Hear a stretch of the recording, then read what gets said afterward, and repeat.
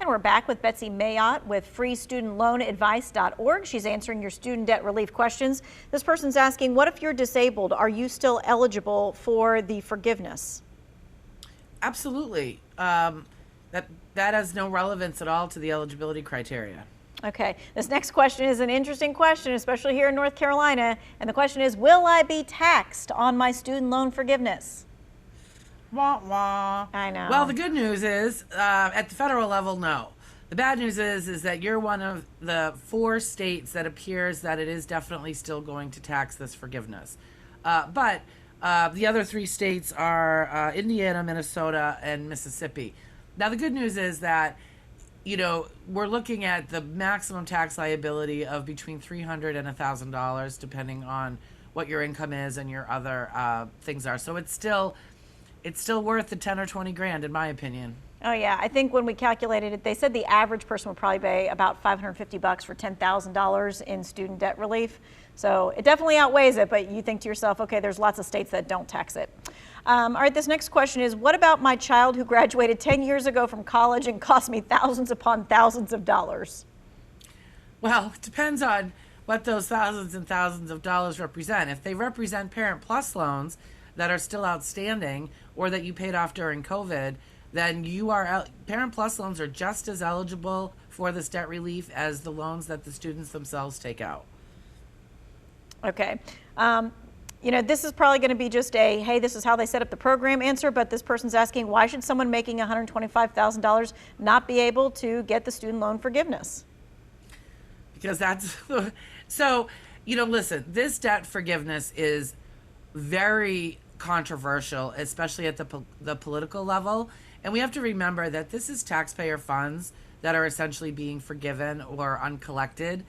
So the Biden administration, in my opinion, was very thoughtful in trying to create some parameters around it to ensure that only the most vulnerable borrowers that were most in need of the forgiveness received it. So there has to be a cap at some point, and they chose what I thought was actually a higher cap than I thought it was going to be. Mm-hmm. Okay.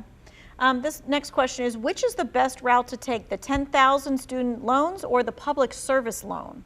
Why not both? You can pursue public service loan forgiveness, the broad debt relief, the forgiveness under the income-driven plans, teacher loan forgiveness, all at the same time. And for the most part, one is not going to counteract the other.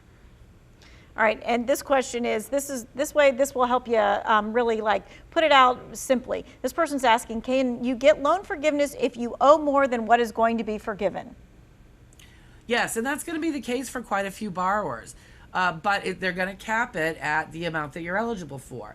So if you owe, say, $75,000 in federal student loans, and you're eligible for the $10,000, then your new balance is going to be $65,000. Now, the usual follow-up question I get to that is, how are they going to apply it? If you go to studentaid.gov and go to the debt relief page, there's some great FAQs there, and one of them spells out how they're going to apply it.